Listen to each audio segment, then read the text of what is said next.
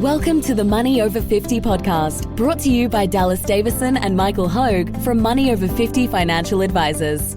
This information is general in nature and does not take into account your objectives, financial situation, or needs. Therefore, you should consider whether the information is appropriate for you and your personal circumstances. If you require personal advice, please contact Money Over 50 Financial Advisors. Here are your hosts, Dallas Davison and Michael Hogue. Welcome to Money Over 50. Today we are here with a listener question from a long-time listener to the podcast. Michael, you've got the email that we received. Yeah, thanks Dallas, and thanks Sue for your question. So it's one that's probably we have covered somewhat, but we haven't given enough practical examples. So this is a practical example. So it's a good one. So basically the question is, hi Michael and Dallas, bit of a nuts and bolts question. I wonder if you could cover working for people without a taxable income as such. What I mean by that is if you're over preservation age, you have your super getting up, getting dressed and going to work for you. Brilliant, Sue. I love it. In your total tax-free environment, as in account-based pension mode. Yep. You're taking a pension. It's all tax-free income. You suddenly feel the urge to work a little bit part-time. So what can you take advantage of? So firstly, you could earn $18,200 tax-free, right? And you could also add another $27,000 to it and make a concessional contribution of the same amount into your super. Does this mean you can actually earn $45,200 tax-free? So this is still Sue's email here. Am I missing out on anything? Rebates?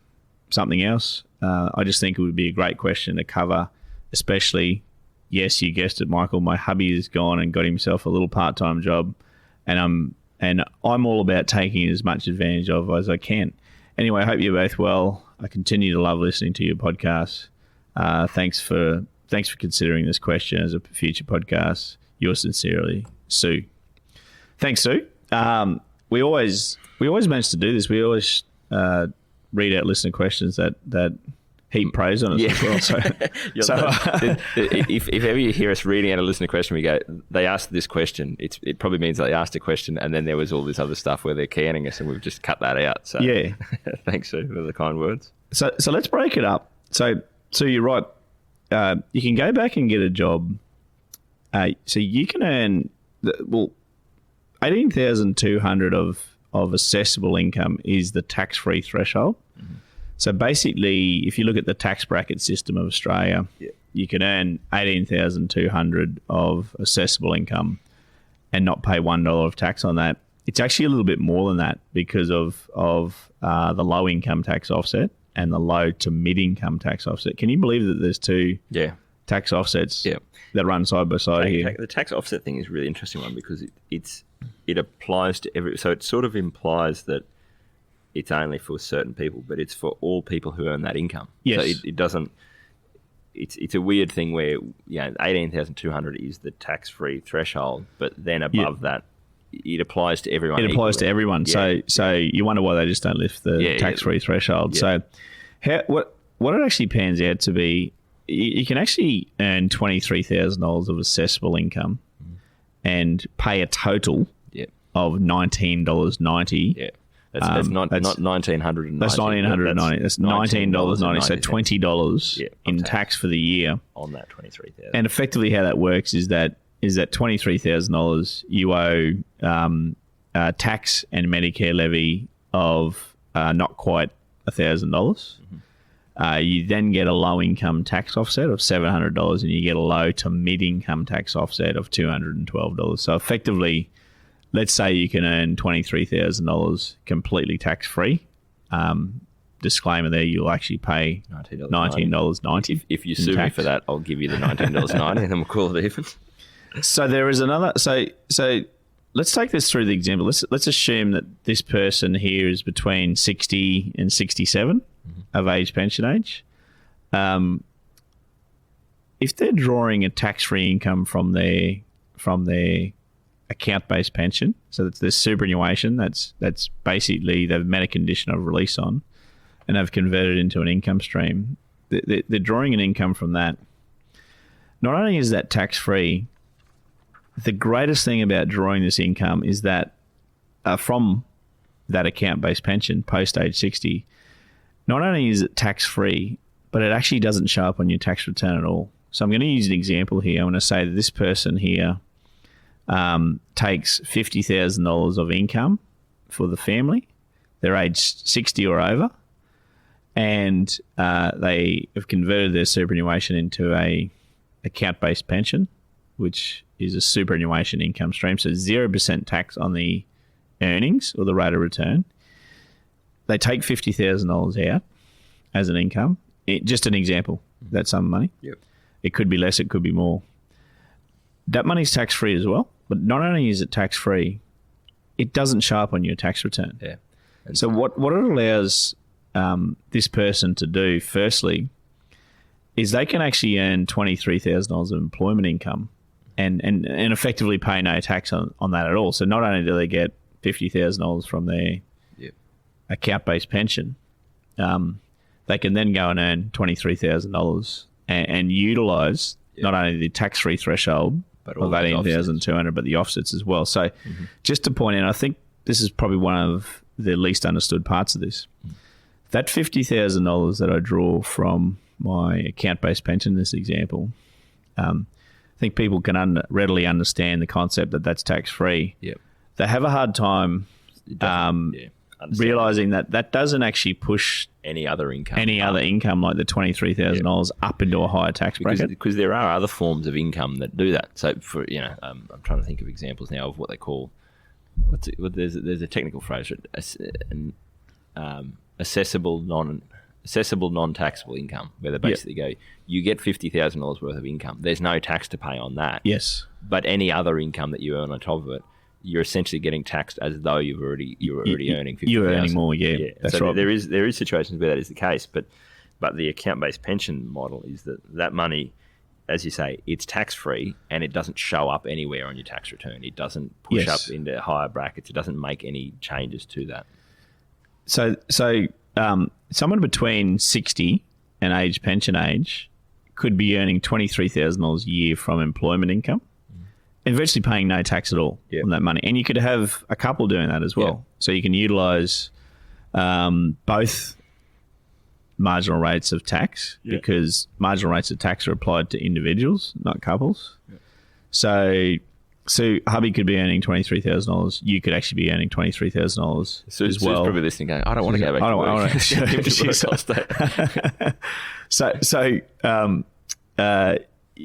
It's conceivably for a member of a couple, you could be earning $46,000, $23,000 each of an employment income and effectively paying no tax, $40 tax. Yeah.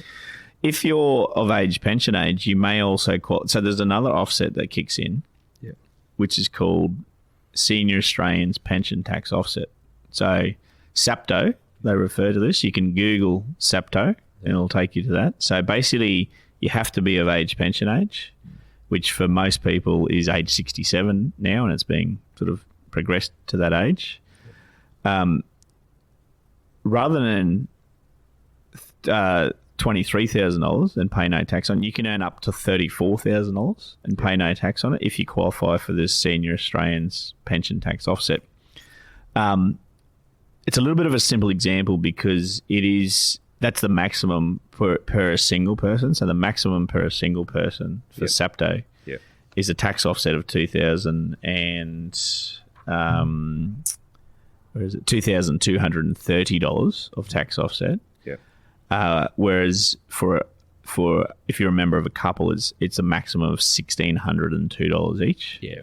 So a single person, we go through the figures though, of pension age that qualifies for SAPTO, could actually earn not $23,000 but $34,000. So they earn $34,000 of wage income.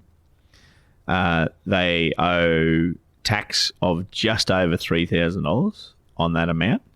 They get a SAPTO offset of $2,014. They get a low income tax offset of $700, and they get a low to mid income tax offset of $255. What a tax offset does is just merely look at the tax that you would normally owe, and it's a credit. Think of it as a credit for that. It's not a rebatable credit. If your offsets are more than your tax owed, you don't get a rebate. So it offsets that. So in this example, someone who's of pension age and qualifies for SAPTO, Senior Australians Pension Tax Offset, could actually earn $34,000 of employment income if they're single. Just to be clear, couples can also qualify for it as well. It's just a different amount, it's a lower amount. So $34,000 of employment income, they owe $3,002 in tax on that normally. However, then SAPTO is applied, which is a $2,014 tax offset. The low income tax offset of $700 is applied, and a low to mid income tax offset of $255 is applied as well. Mm-hmm. What that does is it means their tax bill on $34,000 of employment income is $32.12. Like, again, not $3,200, $32 I'm always, like, it's funny. I'm always a bit blown away by these numbers because, again, and like you just said, with SAPTO, it's slightly different. But if you think about that as a couple, you can both be earning, just a bit over 30,000. Like, if you're of pension age, and you're both earning, you can both be earning $30,000 a year. Your household income could be around $60,000. And pay no tax. No tax at all. On that. Yeah. So this is effectively gaming the system, and we'll talk about how all of these things can interchange and will combine really to work for you. Yeah. It's legally gaming the system. Yeah. It's but it's again one of those things you go, like, I always find, I think I've used this analogy before, it's a bit like times where we get all excited about gaming the system, but that's actually we're being rewarded for what the system wants. So it's like when I say to my toddler, do you want to wear your red shirt or your blue shirt? And he goes, I want to wear the red shirt. And you go, well, okay, great, just put the shirt on, we're going to go. So what's happening here is that essentially, and we'll talk about this in far more detail another time, that there is a whole workforce. So there's a whole the government is looking at this going, there are all these people who could be productive, who could be basically going to work and doing work rather than not doing work. It's better for the economy if those people are doing things rather than just sitting back and relaxing and enjoying their retirement. Not that, and again, some people will want to, some people won't. But the government is basically incentivizing you to do some work. So it's going. I know you're 68 and you're tired and you sort of just want to put your feet up. However, it'd be really great if you could use some of that experience and that knowledge and that skill set that you have, that you've built up over many years. If you can stay in the workforce a little bit. So what we'll do is we'll sweeten the deal a little bit here, and you can earn $30,000 essentially tax-free rather than $20,000 tax-free. That's basically what's going on. So I think that's the point is we feel like we're gaming the system, but at the same time, it's the system. It's mutually beneficial for everyone. Yes. If you're of this age and you go and do a bit of work, you get a significant benefit, which is that you pay far less in tax. But the Australian economy gets your knowledge and your experience and your skill set staying in the workforce for longer. Yeah, look, absolutely. And that's one way to look at it. So you can be past traditional pension age and still continue working. Where this is really powerful is someone that's turned 60, so they're in their early 60s, and they've decided that they don't want to work full-time again. They can actually turn 60, resign, so they've entered a workplace. They've entered an arrangement under which they get financial ceased employment arrangement, meet a conditional release, can move their superannuation into a 0% taxed account-based pension, go back to part-time work in this example, and effectively draw that tax-free subsidisation from their account-based pension or their superannuation retirement savings. Yes. So back to Sue's example, I'm going to assume Sue's husband is in his early 60s just for illustration purposes only.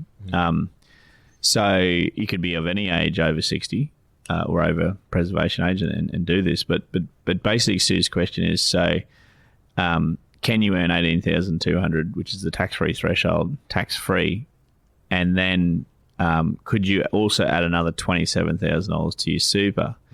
if in fact your earnings were 45,200, Yep. Could you actually, in effect, put 27,000 into super, claim it as a tax deduction to bring your $45,200 of fictitious income from employment here back to the tax-free threshold? Yep. So here's how this works. You can do that, Sue, subject to meeting the work test, which, generally speaking, if you're going to be working part-time, you can make a contribution to super up until the age of 75. So let's go through this in real terms. An example. Let's assume that the part-time work that your husband has been talked into doing, or is it volunteered to do, actually was supposed to end after a few months, but it carries on and carries on and carries on, and he actually earns 45,200 of wage income. So we assume no other taxable income or assessable income because we know that he's in receipt of a tax-free account-based pension. And I used the example before, if he's drawing an income from that, that doesn't show up on the tax return, which is a very powerful thing. So the only source of income is his wage income. It's 45,200 in this example. And we will assume that he doesn't qualify for SAPTO, either the Senior Australians Pension Tax Offset, because he's in his early 60s, he's not of pension age. Now, the income tax you would normally pay on 45,200 of taxable income or assessable income is $4,869 of tax. So the question is from Sue, can this tax be lowered? And it can be. So first of all, we need to work out on the 45,200 of wage income that he's earning, the 10% super guarantee that his employer would pay in. If he's in fact employed, he could be a contractor, but let's just assume he's employed here. The super guarantee paid by the employer on that wage would be $4,520. Again, assuming no carry forward concessional contributions, the maximum concessional contribution that can be made for this financial year is $27,500. So if we subtract what the employers put in, $4,520 as a super guarantee, that leaves your husband able to put in $22,980 as a concessional contribution and claim that as a tax deduction. Now, Sue, you've set me up for a brilliant example here because if he contributes, so if he contributes the $22,980 as a concessional contribution, now this can be done either via salary sacrifice or it can be done by a personal concessional contribution. Then his assessable income for tax is not 45,200; it's actually 22,220. I simply take 45,200 of wage income, and I deduct the concessional contribution that he's made to superannuation, which is 22,980. I minus that off the 45,200. It gives him a taxable income of 22,220. From the previous example, you'll remember that you could earn up to $23,000 and pay no tax, or you could pay $19 tax. So with a $22,220 taxable income, that actually results in $0 income tax. Yep. So you've been successful there in actually bringing your income tax down to $0. Yeah. What you do have to factor in though is you actually have to factor in the 15% super contributions tax on the $22,980 of concessional contribution that you've made. So that tax is actually $3,447. So you pay 15% tax on the way in for any concessional contribution that you're deducting off your taxable income. So 15% tax on the voluntary concessional contribution of $22,980 is $3,447 in tax. Yeah. What was he going to pay tax if he didn't do that? Well, on the $45,200 of income, he was going to pay $4,869 in tax. Yep.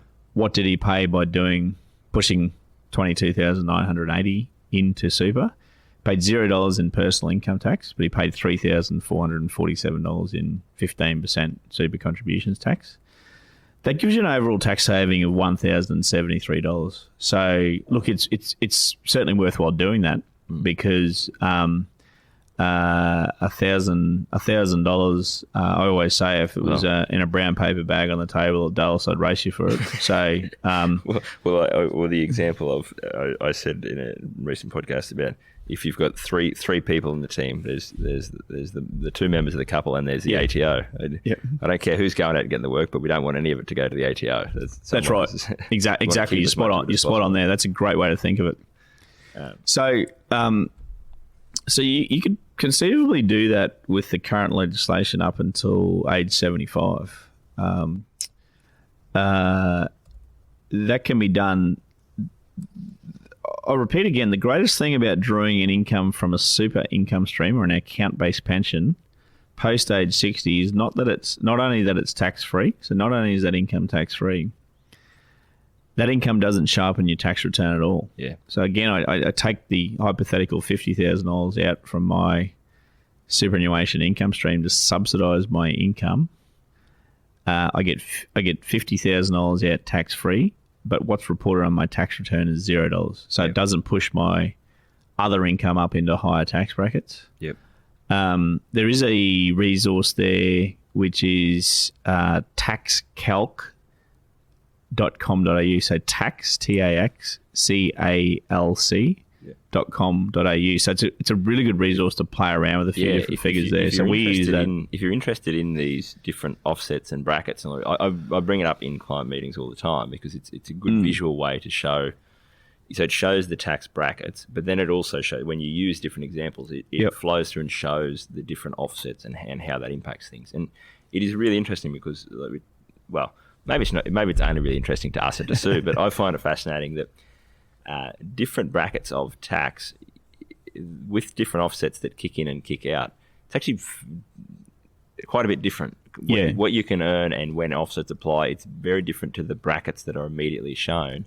There are different little ways that you can earn more and actually different offsets, like we've just said, these offsets that apply that can actually, so between a combination of, these tax-free thresholds, the lower tax brackets, then once you take the offsets into account, then once you take in the personal concessional contributions into account and basically capping that top bit of your income at 15%, there's a substantial amount of income that a couple could earn. Between the two of them, there is a lot of income that you could earn without paying $1 of tax. With paying minimal. Absolutely. So you could actually have if you applied that to the other member of the couple, so $45,200 for one member, $45,200 for the other member. Effectively, they're both doing that. Yep. They're paying the 15% super contributions tax on the concessional contribution, which is $3,447 in tax each. Yep. They're earning $90,000 and they're paying under $7,000 in tax, in total tax. And like a lot of our retirement, a lot of our clients, that's around what they want to spend in retirement. It's about that $80,000, and so it is definitely a strategy that's worth looking at, particularly if, like we've touched on many times, if you're not quite where you want to be, your retirement savings isn't quite at that target that it needs to be. This is a great sort of interim step where you might go, righto, well, I'm sick of working full time, and we're both ready to take a step back. We're both earning $100,000 gross per year, and then we pay a lot of tax, and then we contribute some money into super, and then we're left with this amount. You can really cut back a lot of work hours, a lot of income, and earn a substantial amount of money, particularly as a couple, and only pay that super contributions tax, and you're still left with, again, as a couple, just over $80,000 net for the year. So it's a really handy strategy to look at if you both want to do it, or Sue, if you just want to send your husband out to work and you don't want to, that's also a perfectly valid strategy. And so it's still a big advantage to have that amount of dollars coming in the door in those early years of retirement. So thanks so much, Sue. That was a great question, and thanks for giving us the ammunition to do a podcast. So if anyone else has any listener questions, we really enjoy working through these because it's a great window into what people are thinking about and potentially some of the things that we may not be explaining in great detail. So if you've got any feedback or any thoughts or any topic ideas or any questions about situations or anything like that, feel free to email them through to podcast@mo50.com.au. Thank you for listening to the Money Over 50 podcast with Money Over 50 financial advisors. For more information and resources, visit the Money Over 50 website, mo50.com.au. We look forward to catching up again soon.